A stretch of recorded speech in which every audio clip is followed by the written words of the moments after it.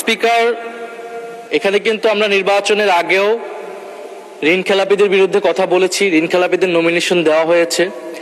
নির্বাচনের পরেও আমি আমার প্রথম অধিবেশনের বক্তব্য এইখানে মাননীয় অনেক সম্মানিত সংসদ সদস্য তাদের কত কত ঋণ খেলাপি রয়েছে সেই সংখ্যা আমি উল্লেখ করেছি, তাদের সম্মানিত নাম প্রকাশ করিনি।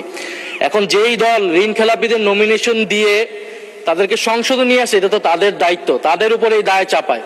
এখন যদি সংসদে এতগুলো ঋণ খেলাপি থাকে, তাহলে এই সংসদকে তো ঋণ খেলাপিদের সংসদ বলবে, বা সরকার দলীয় লোকেরা যারা মেজরিটি 2/3 মেজরিটি করেছে তারা ঋণ খেলাপিদের সংসদে নিয়ে এসেছে, এটা সাধারণ মানুষ এটা স্বাভাবিকভাবেই বলবে।